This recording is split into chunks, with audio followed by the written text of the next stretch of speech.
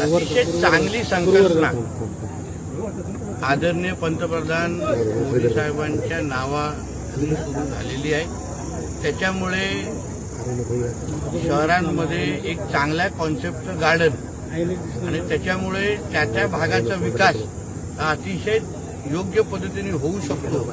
या दृष्टिकोनातून हा प्रकल्प राबवला जात आहे। प्रत्येक प्रकल्पाला 1 कोटीची निधी आणि 5 कोटीचं बक्षीस अशा पद्धतीचा अतिशय एक चांगला ढाचा तयार करून आम्हाला ह्या पद्धतीचे प्रकल्प राबवण्यासाठी राज्य सरकार म्हणून त्या नगरपालिकेंना ताकद देण्याचं काम आम्ही करतोय।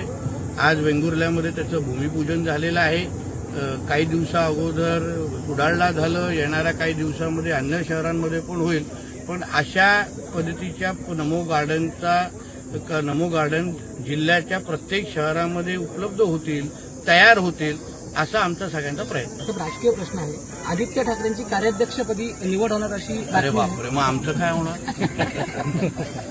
आजच्या झोपेची चिंता आहे मग आम्हाला। आणि मी आपल्या माध्यमातून आदरणीय त्यांचे वडील उद्धवजींना मनापासून विनंती आणि आग्रह करीन की लवकर निर्णय घ्या, लवकर कार्याध्यक्ष करा त्यांना। जसं देशपातळीवर राहुलजी गांधी आमचं काम सोपं करताय तसं महाराष्ट्र पातळीवर आदित्य ठाकरे करतील। शेवटी ते आमचे महाराष्ट्राचे पप्पू आहेत की नाही, तर म्हणून लवकर द्या, बिलकुल वाट पाहू नका। उद्धवजींना आमचा सगळ्यांचा आग्रह आहे भारतीय जनता पक्ष म्हणून, वेळ काढू नका। पाहिजे तर ते झाल्यानंतर आम्ही पेढे वाटतो। आणि फक्त एवढीच विनंती आहे की त्यांच्या कार्याध्यक्षाचा ठराव हा संजय राऊतांना मांडण्याची संधी द्या। मुंबईचे नगरसेवक आहेत, मुंबईचे MIMचे सहारा शेख, त्यांचं जात व प्रमाणपत्र अवैध झालेलं आहे आणि त्यांच्या वडिलांचं पण अवैध झालं आणि तहसीलदारांनी गुन्हा दाखल करण्याची शिफारस। म्हणजे काय, आता कैसा गायब किया हे म्हणण्याची संधी भेटेल आम्हाला। कैसा हराया को अभी कैसा गायब किया। शेवटी ह्यांचे हे येतात कुठून, निवडणूक लढवतात कसे, ह्यांना काय ह्यांचे ह्या मातीशी ह्यांची नाळ, त्यांचे विचार ऐकल्यानंतर जेव्हा इस पुरे भाग को हम हरा कर देंगे, म्हणजे ह्या सगळ्यांची कधी ना कधी तरी पार्श्वभूमी तपासली पाहिजे। हे जिहादी मानसिकतेचे आहेत का, ह्यांचे कागदपत्र इकडचे आहेत का, चुकून बांगलादेश आणि रोहिंग्याचे तरी नाहीत ना, हे सगळ्याची तपासलं पाहिजे।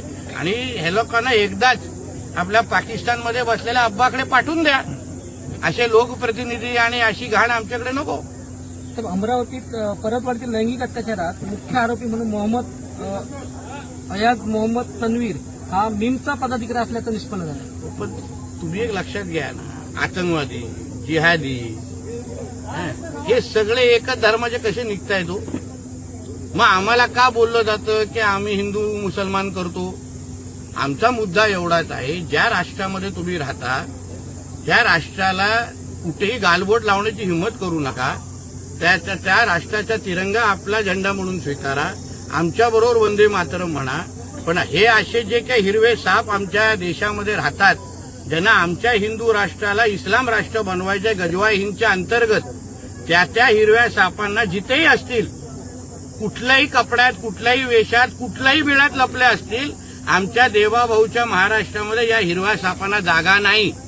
आम्ही पकडून ठेचणार आणि त्यांना पाकिस्तान, बांगलादेशमध्ये पाठवून देणार। म्हणजे कोणीही कुठल्याही प्रकारचा जिहाद आमच्या महाराष्ट्रामध्ये करण्याची हिंमत करू नये, नाहीतर तुम्हाला शुक्रवारी पण अडचण करण्याचे सगळे कार्यक्रम आमच्याकडे आहेत।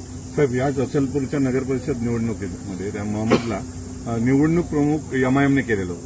अहो, MIM ही दहशतवादी संघटना आहे, तो राजकीय पक्ष नाहीये।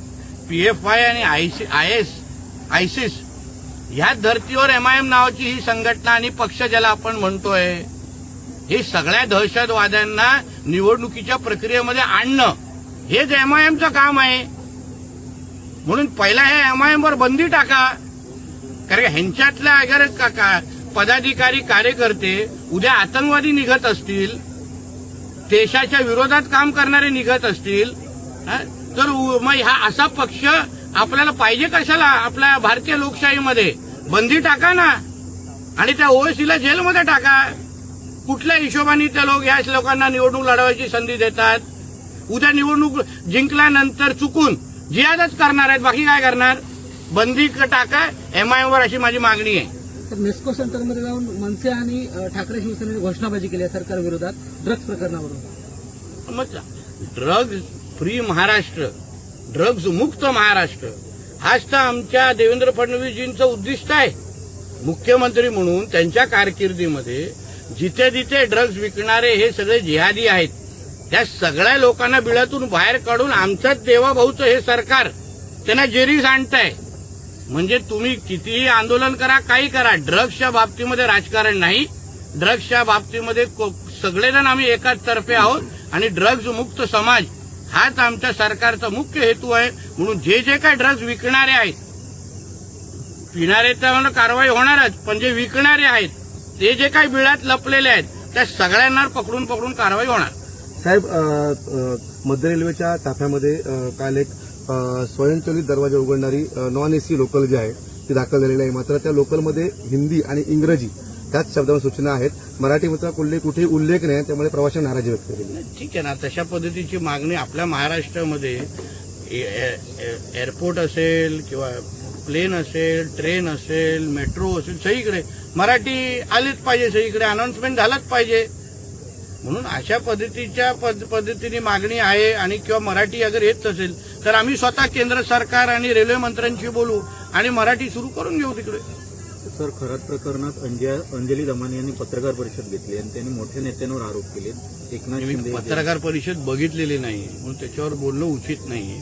पण आदरणीय मुख्यमंत्रीजींनी जसं सांगितलेलं आहे, ह्या पूर्ण प्रकरणाबद्दल ज्याला जी पण माहिती आहे, खरात प्रकरण ज्याला जी पण माहिती आहे तिने संबंधित एसआयटी आणि सरकारच्या प्रतिनिधींना द्यावी, ते कारवाई करतील असं आदरणीय मुख्यमंत्र्यांचं बोलणं आहे. म्हणून ज्याला जी माहिती आहे, ज्यांनी पब्लिक फोरममध्ये आणलेली आहे ती थेट एसआयटीला द्यावी, ते कारवाई करतील. सर, नितीन गडकरीजीने कालच्या सभेमध्ये राणेसाहेबांच्या अभिषेक मी अखेर महामार्ग सुरू होण्याचं एक घोषणा केली आणि तो एक आनंदाचा क्षण म्हणायला पाहिजे. कसं बघता या विधानाकडे त्यांनी? मी चांगल्या दृष्टिकोनाने बघतो, कारण आम्ही त्या रस्ता वापरतो. आणि ह्यावेळी आदरणीय आमचे नितीन गडकरी साहेबांनी जो दिलेला शब्द आहे, ज्या व्यासपीठावर दिला आणि जो विश्वासाने आणि आत्मविश्वासाने दिला ना, मला विश्वास आहे की मे अखेरीस तुम्ही हाच प्रश्न मला नॅशनल हायवेवर उभे राहून विचारा, मी तुम्हाला गुळगुळीत असा आमचा नॅशनल हायवे दाखवतो आणि ज्याच्यामुळे आमच्या कोकणातली सगळी विकासदारं उलगडतील.